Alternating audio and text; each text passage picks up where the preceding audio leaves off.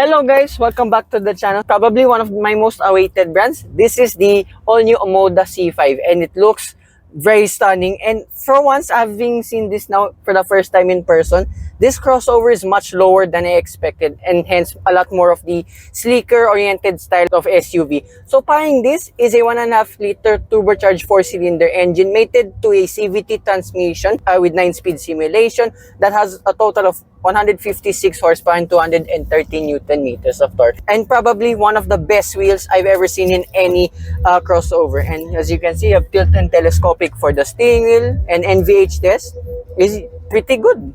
I mean, yeah, there was loud music playing here, and the interior is a nice plus too. It's somewhat high-tech and at the same time, it's somewhat simplistic at the same time. Yes, you have touch-sensitive controls here below the infotainment system. Speaking of, you have Apple CarPlay, Android Auto, and a 360-degree camera. Very good in that, and a digital instrument cluster which displays all of your important information. And probably one of the biggest steering wheels I've seen in any crossover so far. And a lot of numerous buttons for your adaptive cruise control and phone connectivity functions. And here in the center console, you have one wireless charging pad and a placement for your key fob. The door cards, yeah, there's plastic, but there's makes up for the bronze trim at least. And more buttons here for your heating functions. Beware when you click that because it gets really hot. So again, watch out for that. I love the seats too. It's all leather and space in the back. 3 people, despite a sloping roof, can fit all of my friends there in the back. Now here, let's go to the open road. Remember to, so you click this button here, you have 2 driving modes. So 1 eco, 1 sport mode, and then let's start now eco. Oops. Wow, okay. So like that of its twin, if you know what this is based on, it's actually much more peppier than I anticipated. So the CVT has somewhat a bit of a tune compared with its twin sister. This is actually much more sportier than I anticipated. Remember, this is just eco mode. So remember, we have a manual mode plus a sport mode too. More snippets here in the infotainment. There's a lot of safety features and all that. Exclusive only for the C5, this has a sunroof, only for the front passengers. So very cute sounding too with the indicator, and that's the blind spot monitoring, just doing its thing. And starting now sport mode. Okay, the 9-speed simulations for the gears is actually quite responsive too.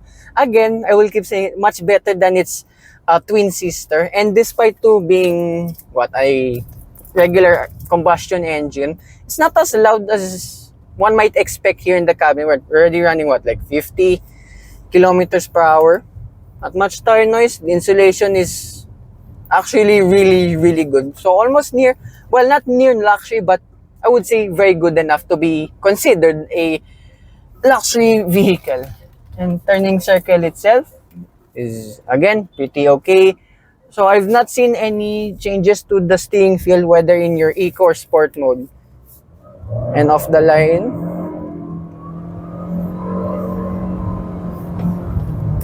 okay, that's pretty solid. Wow. Okay, let's just calm down again. Let's go now back to eco mode. And now this being driven the whole day, remember, it's not a hybrid, just a regular turbocharged engine.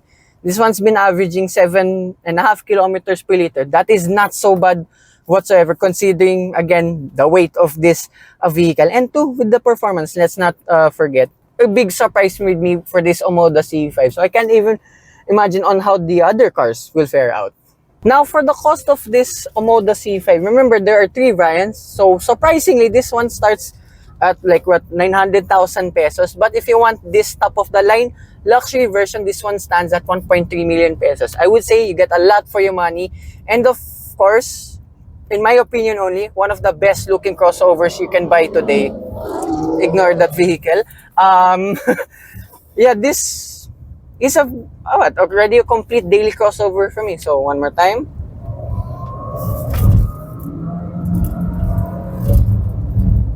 It handles pretty good too, even though the suspension is quite soft. And as well, being too soft, the ride is really plush. So yeah, that concludes my test day review of this Omoda C5 Luxury top of the line model. So again, I'd like to thank everyone here at Omoda Philippines, here at the Autofocus test drive festival and everyone who assisted me here as well. So, hope you guys like and subscribe, and I will see you with more Omoda reviews coming right up. Bye-bye.